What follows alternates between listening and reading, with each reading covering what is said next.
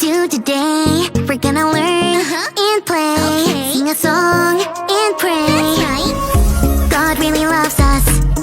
God really, really cares about you, me, our families. That's right. God's always right there. Woo! Let me fix my curls. You've tuned into Callie's world. That's right, boys and girls. Welcome to Callie's world.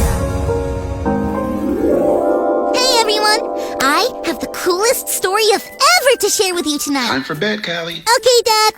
I need to tell it to you kinda quick, so I'll make it as simple as 1, 2, 3.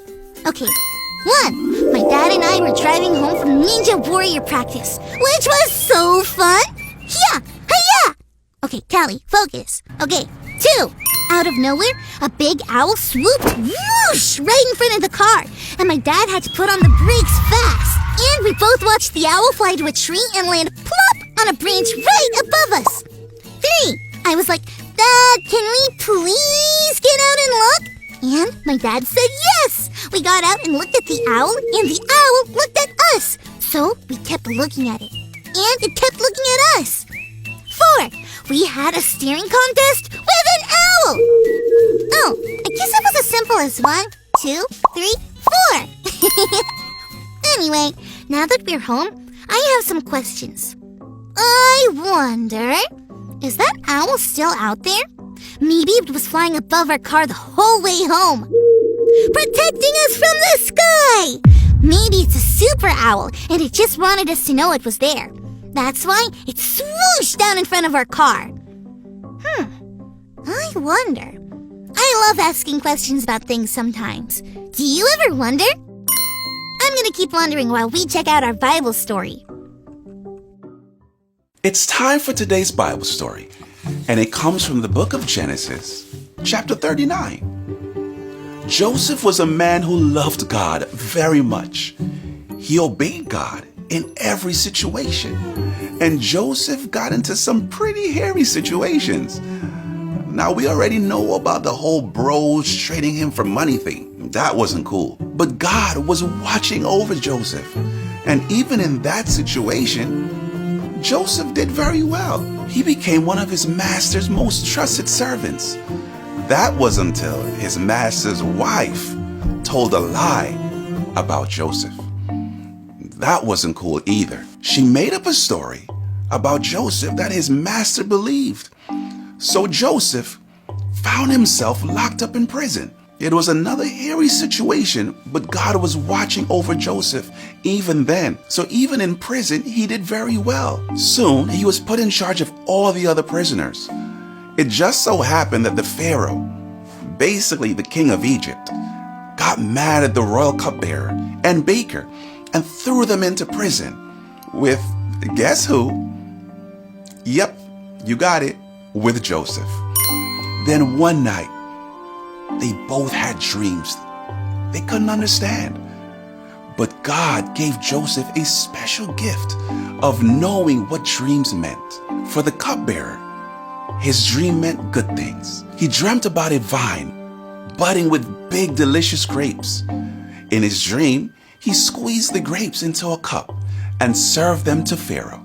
Joseph told him the dream meant he was going to get his job back with the Pharaoh. For the baker, his dream meant bad things. He dreamed about having baskets of delicious bread sitting on top of his head. But birds were coming up and eating the bread. Joseph told him the bad news, death.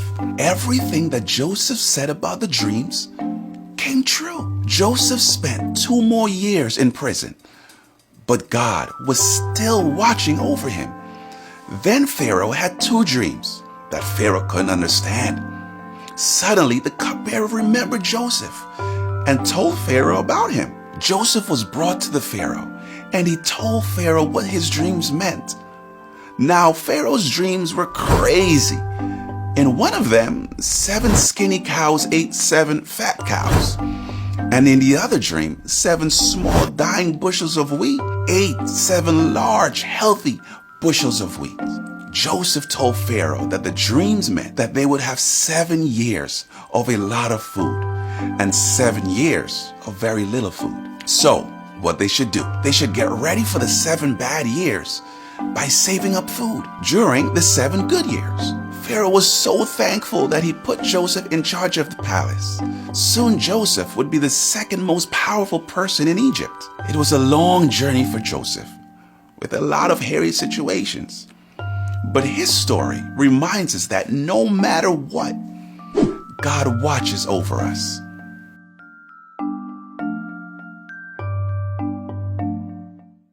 Oh, so God is the one who is watching over us. See what I did there?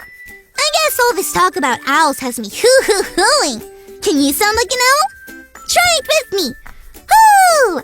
Hoo! Oh, can you swoosh like an owl? Swoosh! Awesome! You did great. I guess it turns out you guys are the ones who really know your owls. But I'll get to the point. It's super fun to pretend about a super owl who's secretly watching over my dad and me as we drive along. But God is watching over us all the time, and that's not pretend. It makes me feel good to know that God is watching over me. How does it make you feel? Joseph went through some really hard times, but he knew that God was watching over him the whole time. I feel really happy that there's a story like Joseph's in the Bible to remind us that God watches over us. Phew, I'm tired. Gotta go brush my teeth and hit the hay. That's my bed. But I'm not really gonna hit it. I'm just gonna lie on it. Ooh-wee! I'm gonna sleep so good knowing God is watching over me. Thanks for learning and growing with me, friends. Bye!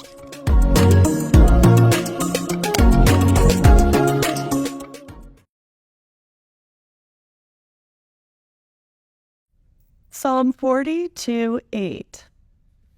By day the Lord directs his love. At night his song is with me.